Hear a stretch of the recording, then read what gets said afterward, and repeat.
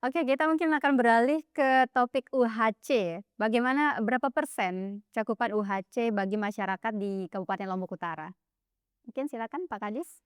Baik, terima kasih Mbak Dewi. Ini apa namanya, pertanyaan, yang memang sangat menarik untuk saat ini ya. Bahwa kita untuk di UHC, Universal Health Coverage ini di Lombok Utara sudah 100% sebenarnya ya. Tidak ada masyarakat kita tidak tercover dengan, UHC atau pembiayaan tatkala sakit ya. Nah, sudah 100% Mbak Dewi. Ya, Oke, berarti, sudah 100, 101 malahan ya ya, seratus lebih dari satu 100. lebih lebih dari target? Lebih ya.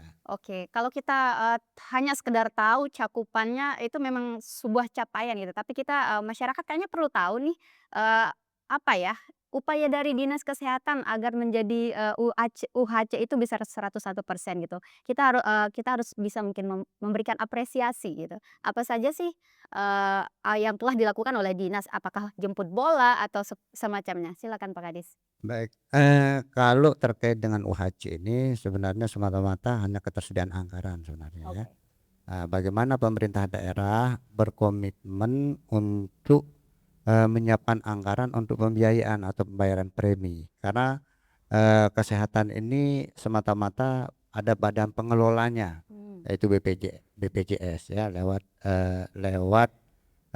apa namanya, JKN ya, Jaminan Kesehatan Nasional, dan ini bukan hanya di NTB atau Lombok Utara saja, tetapi seluruh Indonesia memang harus menerapkan karena ini salah satu, program ya Jaminan Kesehatan Nasional ini yang diselenggarakan oleh BPJS, dan alhamdulillah kita di utara ini pemerintah daerah komitmen untuk menyiapkan anggaran. Sehingga berapa jumlah, jiwa kita yang ada di Lombok Utara ini bisa tercover ya. Walaupun, memang ada beberapa segmen ya, terkait dengan ini, di antaranya mungkin ada yang mandiri ya, kemudian ada yang sosial memang ya dari pemerintah, itu yang kemudian ada PPTU dan lain sebagainya. Kan termasuk juga hitungannya kita 100 ini kan bukan hanya, masyarakat yang, apa namanya, masyarakat yang di-cover oleh pemerintah saja, Iya. tetapi termasuk juga mandiri, kemudian termasuk ASN, kontrak daerah dan lain sebagainya. Iya. Nah, ini yang membuat kita menjadi angka, apa, capaian kita menjadi 100% seperti itu. Oke, baik. Jadi capaian yang sangat bagus, bahkan sering mendapatkan rewards ya? Iya, Awards awards. ya? Iya. Nah, Berapa kali itu Pak Kadis? kalau kita ini yang kemarin terakhir yang kelima Yang masalah. kelima. Ya, heeh. Yang kelima ini pun dari awal kita dapat, apa, utama terus ya. Dari Mmm. 2017 kita mulai ya, yang pertama, kemudian stagnan sebentar karena gempa, Iya. ya kemudian berlanjut tahun 2022 sampai saat ini kita terus mendapatkan OHC Award ya. Itu udah yang kelima kali, dan kebetulan kemarin memang dari utama kita sedikit turun menjadi madya. Oke. Madya itu bukan persoalannya kita tidak apa namanya, tidak, total coverage, bukan. Semuanya tercover, hanya pembiayaannya kemarin ada pengalihan. Yang seharusnya masuk ke PBI APBD yang harusnya. Karena kalau UHC Award ini minimal 25%, ada kontribusi dari daerah. Ya, termasuk dari PBI APBD lah istilahnya. Nah, kemarin kurang lebih 25, sekian persen, 20% itu dialihkan ke PBI, pusat gitu. Apa, masyarakat kita yang kemarin anggarannya dari lewat APBD, tapi di tahun 2025 kemarin, 2024, 2005 ini dialihkan, ke pusat. Sehingga pembiayaan di daerah berkurang jadinya seperti itu. Sebenarnya kita mampu ya, tetapi karena itu kebijakan pusat untuk dialihkan ke sana, diambil ya. Ini yang bikin kami, mendapatkan yang madya kemarin, bukan utama. Seperti itu. Oke, baik. Ada tambahan mungkin Pak Kadis? Oke, baik. Mungkin kita akan langsung beralih ke kondisi tenaga kerja, terutama, P3K, di mana ada aturan baru bahwa pengurangan belanja pegawai 30% ya pada 2027. Nah, mungkin Pak Kadis bisa menyampaikan bagaimana sih, kondisi tenaga kesehatan kita di Kabupaten Lombok Utara, terutama, P3K dan P3K paruh waktu begitu. Apakah mereka akan terdampak atau semacamnya? Silakan. Mbak Dewi, saya lihat data supaya nggak salah ya. Baik, silakan. Nah, ini untuk saat ini di Dinas Kesehatan, ini data bersumberkan sumber daya kesehatan SDK kami, tenaga kami baru di puskesmas ini, belum di rumah sakit lah. Oke. Rumah sakit itu sekarang kurang lebih sekitar 600 lebih tenaganya ya. 600 lebih. Ya, kemudian di kita saja untuk tenaga ya, medis, tenaga kesehatan, non kesehatan yang artinya bekerja di fasilitas kesehatan itu aja di Dinas Kesehatan ada 1.111 Banyak sekali ya? jiwa. Iya. Ya kalau kita hitung kalau jiwanya satu yang bapaknya kerja di sini belum anaknya belum ini banyak yang terkorbankan sebenarnya ya. Ya kan kalau kita menghitung secara kapital gitu kan. Oke. Heeh, misalnya saya dengan anak saya tiga misalnya kan belum cucu-cucu ya lumayan ini. Ya ini aja dari data kami PNS kami itu hanya 250. Nah, kalau secara logik kita melayani dari 8 puskesmas fasilitas yang ada khususnya di dinas kesehatan belum rumah sakit Iya. ya lumayan tunggang langgang kita Iya. kalau memang kebijakan ini nanti diterapkan tahun 2027 seperti itu ya. Tapi kita ada kewajiban juga ya termasuk juga ada beberapa regulasi yang mengatur untuk kewajiban pemerintah daerah ya untuk memenuhi sumber daya kesehatan ya karena kita juga termasuk apa namanya pemerintahnya komitmen di dalam hal itu. Nah, ini yang mungkin bukan hanya menjadi persoalan di kesehatan, tetapi persoalan juga di jajaran apa pemerintah daerah seperti apa nanti mengalokasikan apa anggaran, terutama sekali P3K ya. Apalagi P3K perlu waktu, paruh waktu, ini banyak memang PR kita. Nah, ini terus terang belum bisa dengan adanya regulasi aturan yang baru belum berani banyak mengambil apa sikap ya terkait dengan ini. Hanya kita menunggu aja regulasinya. Kalau udah diturunkan ya, nah kan kita namanya regulasi harus dilaksanakan. Tapi paling tidak ya inilah PR tantangan kita ke depan untuk kita terus melakukan efisiensi ya dan efektif dalam melakukan pekerjaan atau pelayanan di bidang kesehatan. Seperti itu, Mbak Dewi. Oke. Baik, artinya, dari ribuan tenaga kesehatan tadi hanya ratusan ya ASN? Ya, hanya 274 Mhm. kalau nggak salah. Yang Sisanya PNS, yang PNS. P3K, sisanya Kalau P3K dan kalau ASN itu honorer? kan ada PNS, ada ASN.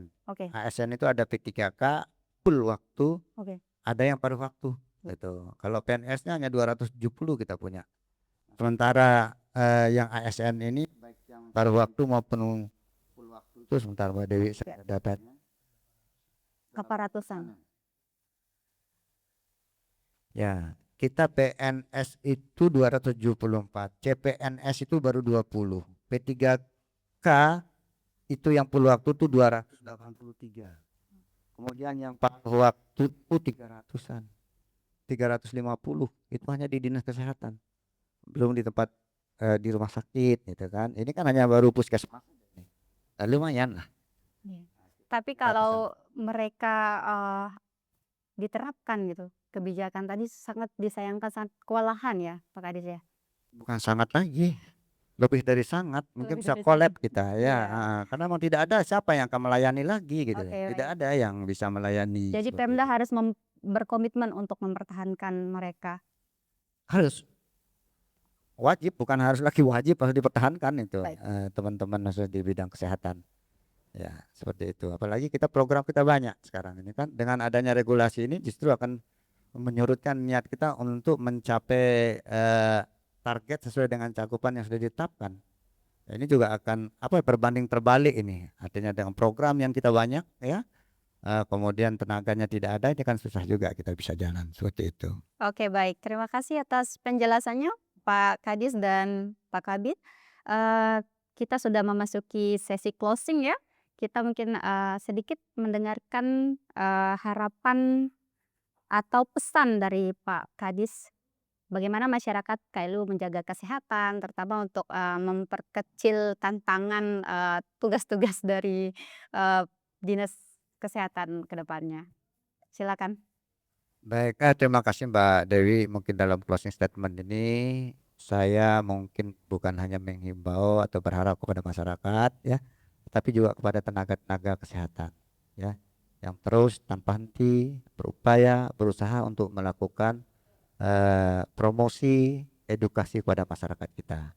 Ya, artinya salah satu tugas dan tanggung jawab kita bagaimana masyarakatnya lebih care, lebih paham, lebih memahami serta mau untuk melakukan kesehatan secara mandiri ya, sehingga nanti harapannya masyarakat kita di Lombok Utara ini sehat semua ya. Oleh karena itu kita berharap tiada henti ya terkait dengan pelayanan-pelayanan yang kita berikan, termasuk upaya kesehatan perorangan, upaya kesehatan masyarakat ya. Ini kita harus laksanakan dengan tulus, dengan niat yang baik ya. Tidak ada lagi harapannya ke depan ada apa namanya, tidak ada lagi namanya pelayanan-pelayanan yang dianggapnya tidak baik oleh masyarakat ya. Karena ini ada tanggung jawab kita. Kita dulu memilih kesehatan ya, kita harus berkomitmen untuk melakukan pelayanan yang terbaik. Saya selalu menyampaikan dalam arahan Pak Bupati, Pak Wakil Bupati, kita ini adalah pelayan rakyat. Oleh karena itu kita depankan rasa empati kita kepada rakyat untuk melakukan pelayanan sepenuh hati. Itu kepada teman-teman kami di jajaran kesehatan ya, baik di dinas kesehatan, di puskesmas maupun di rumah sakit ya. Kemudian untuk masyarakat ya, alhamdulillah saat ini program-program kita di kesehatan lumayan banyak dan kita terus berupaya untuk menekan angka-angka kematian ya, baik disebabkan oleh penyakit-penyakit tertentu, baik penyakit penular maupun penyakit tidak menular dan lain sebagainya. Apalagi kita lihat trennya makin naik. Nah, oleh karena itu mohon kepada kita masyarakat ya, artinya untuk membantu kami untuk melakukan promosi, kemudian sosialisasi kepada apa namanya, warga masyarakat di sekitarnya juga. Tatkala ada menemukan kasus-kasus memang yang berdampak kepada kita orang banyak, maka ini sesegera mungkin untuk disampaikan kepada petugas-petugas kami yang ada di puskesmas maupun di desa, baik itu petugas pustu maupun petugas apa namanya yang ada di desa, yaitu bidan desa. Nah, oleh karena itu sekali lagi kita berharap ada sinergi, kolaborasi, koordinasi yang baik ya antara kami sebagai penyelenggara kesehatan, pemerintah daerah dan juga masyarakat untuk terus berjuang ya untuk mewujudkan masyarakat Kabupaten Lombok Utara yang lebih sehat di tahun-tahun berikutnya. Seperti itu, terima kasih.